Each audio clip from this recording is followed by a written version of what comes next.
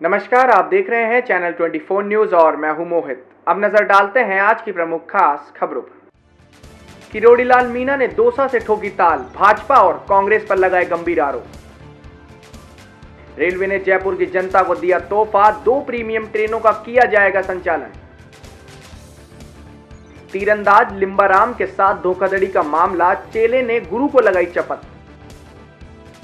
और डेयरी बूथों पर नहीं बिकेगी धूम्रपान सामग्री, पकड़े जाने पर की जाएगी सख्त कार्रवाई।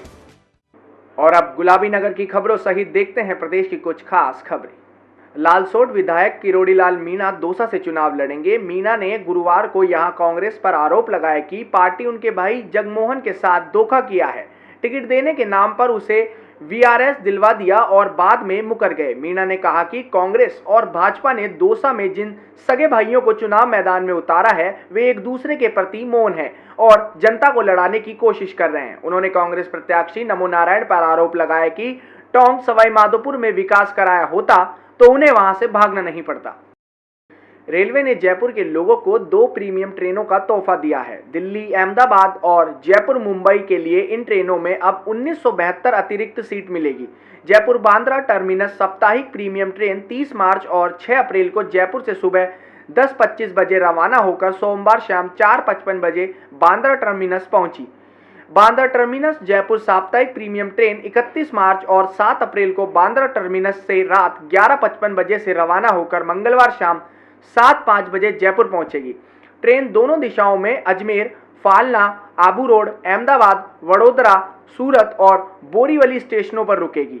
इसमें 2 सेकंड एसी, 4 थर्ड एसी और 12 द्वितीय शयनयान के कोच होंगे। वहीं अहमदाबाद दिल्ली सराय रोहिल्ला द्वितीय साप्ताहिक प्रीमियम ट्रेन 11 से 27 अप्रैल तक अहमदाबाद से प्रत्येक रविवार और शुक्रवार शाम 4:10 बजे रवाना हो अगले दिन दोपहर 1:30 बजे जयपुर और शाम 6:50 बजे दिल्ली सराय रोहिल्ला पहुंचेगी। दिल्ली सराय रोहिल्ला अहमदाबाद स्पेशल ट्रेन 12 से 28 अप्रैल तक दिल्ली सराय रोहिल्ला से प्रत्येक सोमवार और शनिवार सुबह 8:30 बजे रवाना होकर दोपहर 1:10 बजे जयपुर और रात 11:20 बजे अहमदाबाद पहुंचेगी। ट्रेन पालमपुर, आबू रोड, अजमेर, जयपुर और रेवाड़ी स्टेशनों पर रुकेगी। इसमें 8 सेकंड एसी और 5 थर्ड एसी कोच होंगे। पद्मश्री और अर्जुन अवार्ड प्राप्त तीरंदाज लिम्बाराम के साथ उनके चेले ने ही लाखों रुपए की धोखाधड़ी कर दी। न सिर्फ रुपए ही ठगे, साथ ही उनका पद्मश्री अवार्ड भी ले गया। सस्ती जमीन दिलाने के नाम पर आरोपी ने तीरंदाज को झांसा दिया और फिर अवार्ड और रुपए लेकर गायब हो गया। व्यस्तता और विश्वास के चलते लिम्बाराम ने काफी समय तक आरोपी का इंतजार किया, लेकिन जब कोई जवाब नहीं आया तो उन्होंने बुधवार को ज्योति नगर थाने में मामला दर्ज करवाया। मामले की जांच कर रहे एसआई ओम प्रकाश ने बताया कि उदयपुर झाडोल निवासी तीरंदाज लिम्बाराम पुत्र थावरीजी ने रिपोर्ट दर्ज कराई है। उन्होंने अपने पास एसएमएस स्टेडियम में प्रशिक्षण प्राप्त कर रहे भादरा निवासी प्रवीण शर्मा पर आरोप लगाया है। करीब 3 साल पहले आरोपी ने उन्हें हनुमानगढ़ में अच्छी जमीन दिलाने का झांसा दिया था और रुपए और अवार्ड लेकर चला गया। तभी से उसका अता पता नहीं है। आईओ ने रिपोर्ट के आधार पर बताया कि 26 जनवरी 2011 को लिम्बाराम को पद्मश्री अवार्ड व 10 लाख रुपए मिले थे। आरोपी प्रवीण शर्मा ने उन्हें बताया कि हनुमानगढ़ में उन्हें अकेडमी के लिए सस्ती जमीन दिलवा देगा। आरोपी मेरे पास में साल भर तक प्रशिक्षण ले रहा था। 2011 में ही उसने मुझे झांसा दिया। 2012 में उससे संपर्क हुआ तो उसने कागजात और अवार्ड जल्द देने की बात कही। उसके बाद से वह गायब है।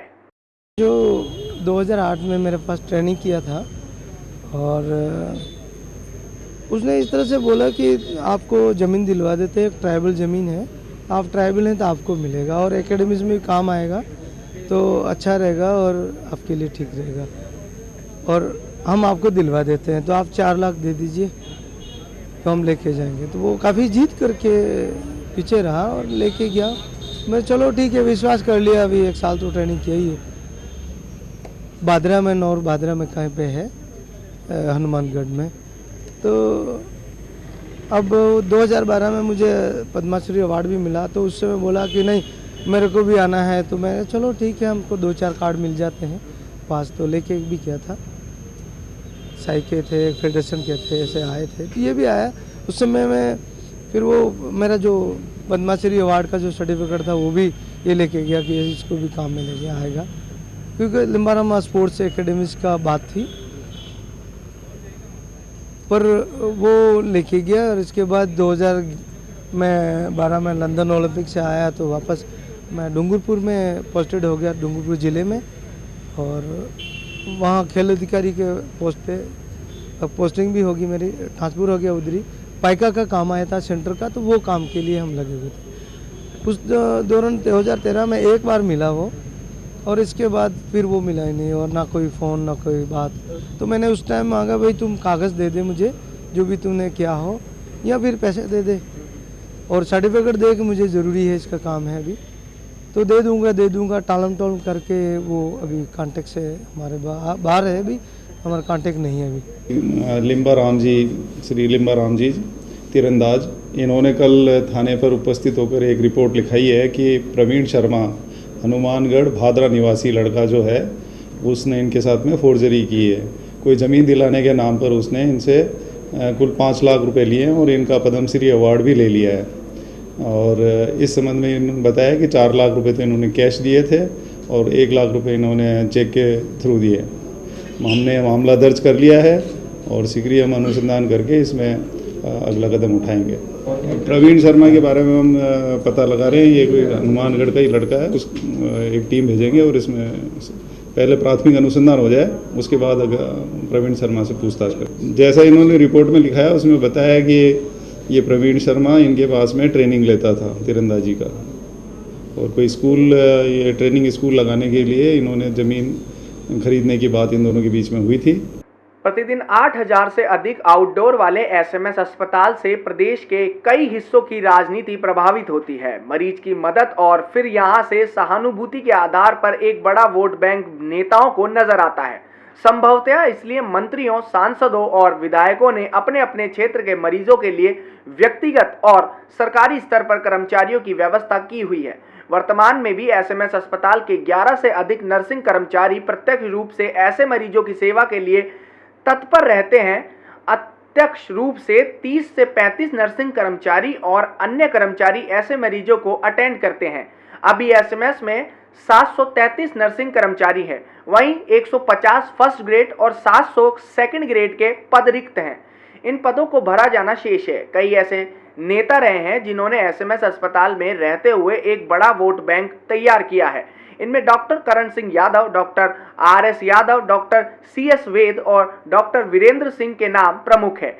इन नर्सिंग कर्मचारियों की ड्यूटी का कोई समय तय नहीं होता। फोन आने के साथ ही उन्हें मरीज को अटेंड करना होता है। यहां तक कि कई बार ये 12 से 15 घंटे तक लगातार व्यस्त रहते हैं। मामले में नर्सिंग एसोसिएशन पदाधिकारियों का कहना है कि यह अघोषित रूप से ड्यूटी का पार्ट हो गया है। कई वर्षों से ऐसा चल रहा है और किसी को आपत्ति भी नहीं होती। चिकित्सा मंत्री राजेंद्र राठौड़ ने एसएमएस अस्पताल में क्षेत्र के मरीजों के लिए नर्सिंग कर्मचारी लगाए हुए हैं।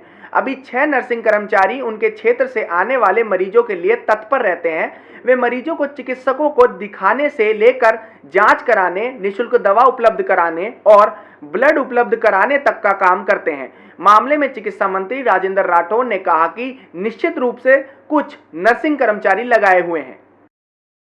एसएमएस अस्पताल में मरीजों को बेहतर सुविधाएं उपलब्ध कराने के लिए समय समय पर कई योजनाएं बनी, लेकिन नए प्रोजेक्टों की लेट लतीफी से मरीजों को नई सुविधाएं नहीं मिल पा रही है। कुछ प्रोजेक्ट कछुआ चाल से चल रहे हैं तो कुछ अदर झूल में है। अस्पताल का न तो ट्रोमोलॉजी विंग पूरा हो पाया और न ही मल्टी स्टोरी कॉलेज का काम शुरू हो सका। कुछ प्रोजेक्ट कहाँ गए इसका कोई पता नहीं है। अस्पताल में फिलहाल बस चरक भवन में धन्वंतरी ओपीडी तक पाथवे का काम जोरों पर है। ट्रोमेटोलॉजी विंग का काम तो चल रहा है, लेकिन पिछले 1.5-2 वर्ष से इस विंग का काम पूरा नहीं हो सका है। पाथवे का काम 70% तक पूरा हो चुका है। शेष 30% काम 1 माह के अंदर पूरा होने की उम्मीद है। ट्रोमेटोलॉजी विंग का काम जुलाई तक पूरा हो सकता है। वैसे तो इसका काम पिछले वर्ष तक ही पूरा हो जाना चाहिए था, लेकिन पहले यह मार्च और अब जुलाई तक खिसक गया है। अस्पताल में पाथवे का काम 1 माह में पूरा होने की उम्मीद है। इससे चरक भवन से धन्वंतरी ओपीडी में आने वाले मरीजों को राहत मिलेगी। ट्रोमेटोलॉजी की शुरू में होने के बाद अस्पताल भवन में मरीजों की भीड़ और कम हो जाएगी। चुनाव में मतदाताओं को किसी प्रकार प्रलोभन दिया तो प्रत्याशी को जेल की हवा खानी पड़ सकती है। अगर प्रत्याशी चुनावों के दौरान मतदाता को पैसे या कोई उपहार देने का दोषी पाया गया तो भारतीय दंड संहिता की धारा 171 ख के तहत 1 साल की जेल अथवा जुर्माने की सजा हो सकती है। जिला निर्वाचन अधिकारी ने गुरुवार को बताया कि भारतीय दंड संहिता की धारा 171 ग के अनुसार कोई व्यक्तित्व चुनाव के दौरान किसी प्रत्याशी अथवा निर्वाचक या किसी अन्य व्यक्ति को किसी प्रकार की चोट पहुंचाने की धमकी देता है तो उसे भी 1 वर्ष तक के कारावास से दंडनीय किया जा सकता है। उन्होंने बताया कि इसके लिए जिले स्तर पर गठित उड़न दस्ते रिश्वत देने और लेने वाले दोनों के विरुद्ध मामले दर्ज करने के लिए और ऐसे लोगों के विरुद्ध कार्रवाई करेंगे जो निर्वाचकों को डराने और धमकाने में लिप्त हैं। एटीएस ने इंडियन मुजाहिदीन आईएम के प्रदेश में जयपुर जोधपुर के बाद तीसरे मॉड्यूल का सीकर में पर्दाफाश किया। यहां से गुरुवार को 3 छात्र, 1 पेंटर और 1 कंप्यूटर टाइपिस्ट को गिरफ्तार किया गया। सभी की गिरफ्तारी रविवार को दिल्ली पुलिस की ओर से एसओजी थाने में दर्ज कराए गए मामले में की गई है। इनमें से एक आतंकी वकास से बम बनाने की ट्रेनिंग भी ले चुका था। बाकी सभी को बम प्लांट करने का काम सौंपने की साजिश चल रही थी। गिरफ्तार छात्र मारूफ से ही ये युवक आईएम के नजदीक आए थे। गिरफ्तार किए गए संदिग्धों में Mohammad Wahid Ghori, computer typist Mohammad Sajjad Chauhan, painter Mohammad Aqib Bhati civil में डिप्लोमा की पढ़ाई, मोहम्मद वकास सिविल डिप्लोमा की पढ़ाई और मोहम्मद उमर कोटा में पीएमटी की तैयारी कर रहा है। आईएम के राजस्थान मॉड्यूल के पीछे सैफी का नाम सामने आया है। मूल्यतः कर्नाटक के भटकल का रहने वाला सैफी अपने भाई सुल्तान के साथ फिलहाल पाकिस्तान में छिपा है। दोनों बाटला हाउस एनकाउंटर के बाद पाकिस्तान भाग गए थे। फिलहाल बुलेटिन में वक्त हो चला एक छोटे से ब्रेक का। ब्रेक के बाद आप देखेंगे डेयरी बूथों पर नहीं बिकेगी धूम्रपान सामग्री।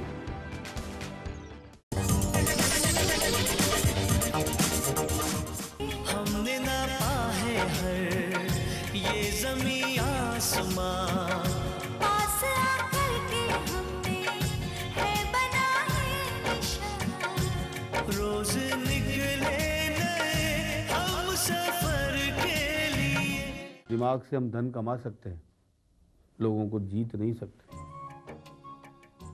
अगर लोगों का दिल आप जीत लेते हैं तो धन कमाने के लिए अलग से प्रयास नहीं करने पड़ेंगे, वो तो पीछे पीछे अपने आप आ ही जाएगा। आज पत्रिका पाठक की ताकत भी है और आवाज भी। जो विश्वास पत्रिका उन्हें देता है वही विश्वास पाठक उन्हें लौटाता भी है। जो शक्ति इसको जनता ने सौंपी है उसमें मानता हूं। आज पत्रिका में छपा हुआ शब्द गवर्नमेंट को तुरंत कार्रवाई करने पर मजबूर करता है। ये जो केसरगढ़ आप देख रहे हैं ये चूने पत्थर की इमारत नहीं है, ये राजस्थान पत्रिका का मंदिर है और यहाँ पत्रकारिता के सिद्धांतों की पूजा होती है। पत्रिका समूह ने पत्रकारिता के मानदंडों के लिए अपने संस्थापक स्वर्गीय श्री कर्पूर चंद्र कुलिश की स्मृति में $11,000 के अंतर्राष्ट्रीय केसी के पत्रकारिता पुरस्कार की स्थापना की है। इसी तरह विज्ञापनों की रचनात्मकता को सामाजिकता से जोड़ने के लिए कंसर्न्ड कम्युनिकेटर अवार्ड दिया जाता है। I suggest the management work for number 1 leadership in the whole country. Rajasthan Patrika ने पूरे विश्व को जोड़ा है। बधाई देती हूँ मैं आपको। मुझे उम्मीद है कि राजस्थान पत्रिका इस तरह के कंस्ट्रक्टिव जर्नलिज्म में एक अहम भूमिका अदा करती रहेगी। काश की दुनिया का हर अखबार यही कहता, सबसे पहले पाठक।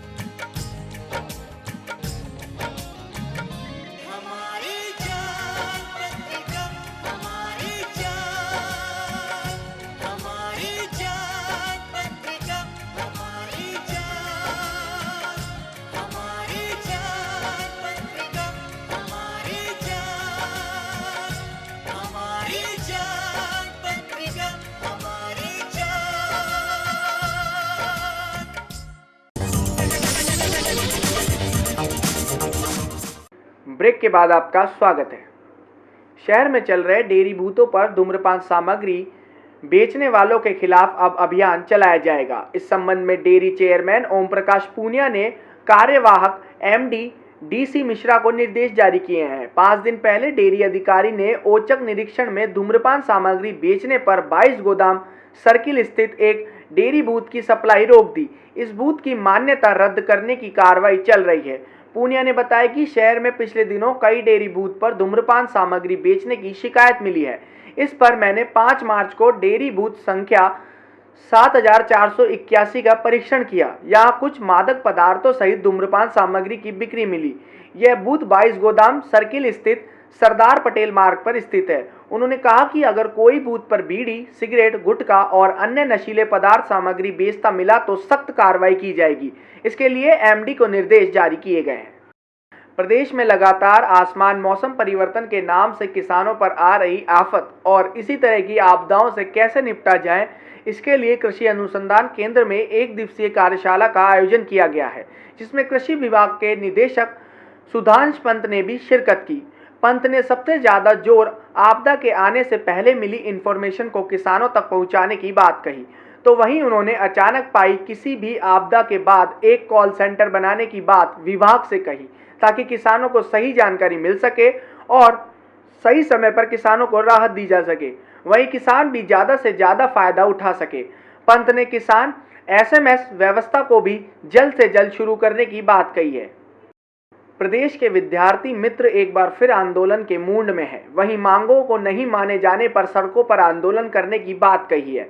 अपनी मांगों को लेकर विद्यार्थी मित्रों ने मुख्यमंत्री वसुंधरा राजे सहित राजेंद्र राठौड़, कालीचरण सर्राफ और प्रदेश अध्यक्ष अशोक परनामी को ज्ञापन दिया है, जिसमें विद्यार्थी मित्रों को समायोजन की मांग को जल्द हल करने की मांग की गई है। गलता तीर्थधाम के पास बने गलता कुंड में गुरुवार सुबह एक युवक अचानक कूद गया। लोगों ने पानी में हलचल होने पर शोर मचाया, तब भीड़ जुटी, लेकिन काफी देर तक युवक बाहर न आया। तब पुलिस और नागरिक सुरक्षा तक सूचना पहुंची। करीब 2 घंटे के प्रयासों के बाद गोताखोर कुंड में गहरे जा चुके शव को खोजकर बाहर ला सके। मृतक की पहचान बस्ती निवासी कालूराम मीणा के तौर पर उसके साले ने की। गलता गेट थाने की पुलिस और नागरिक सुरक्षा की टीम भी पहुंची, लेकिन युवक का पता नहीं लग पाया। तब गोताखोरों की मदद की गई। युवक के डूबने की खबर पर पहुंचे आमेर के लांगडियावास निवासी सुंडाराम मीणा ने युवक की पहचान अपने बहनोई कालूराम पुत्र लक्ष्मी नारायण के रूप में की। सुंडाराम ने बताया कि आरा मशीन में काम करने वाला कालूराम 2 दिन से घर से लापता था। रिश्तेदारी और परिचितों में तलाश कर रहे थे। राजस्थान रोडवेज की बस में केला देवी मेले में जाने वाले श्रद्धालुओं को किराए में 30% छूट मिलेगी। केला देवी, खाटू श्याम जी जैसे बड़े मेलों में राजस्थान रोडवेज किराए में 30% छूट का तोहफा देता है। हालांकि छूट सिर्फ राजस्थान प्रदेश की परिधि में ही लागू होगी। उत्तर प्रदेश सीमा में भी यात्रियों को यह लाभ मिले, इसके लिए रोडवेज प्रशासन उत्तर प्रदेश शासन के संपर्क में है। छूट के चलते न सिर्फ यात्रियों की संख्या बढ़ सकेगी, बल्कि अवैध वाहन संचालन पर भी अंकुश लग सकेगा। अब फिर नजर डालते हैं खास खबरों पर। किरोड़ीलाल मीणा ने दौसा से ठोकी ताल, भाजपा और कांग्रेस पर लगाए गंभीर आरोप। रेलवे ने जयपुर की जनता को दिया तोहफा, 2 प्रीमियम ट्रेनों का किया जाएगा संचालन। तीरंदाज लिम्बाराम के साथ धोखाधड़ी का मामला, चेले ने गुरु को लगाई चपत। और डेयरी बूथों पर नहीं बिकेगी धूम्रपान सामग्री, पकड़े जाने पर की जाएगी सख्त कार्रवाई। तो अब दीजिए इजाजत, फिर मिलेंगे अगले बुलेटिन में शहर भर की ताजा खबरों के साथ। तब तक के लिए चैनल 24 न्यूज टीम की ओर से नमस्कार।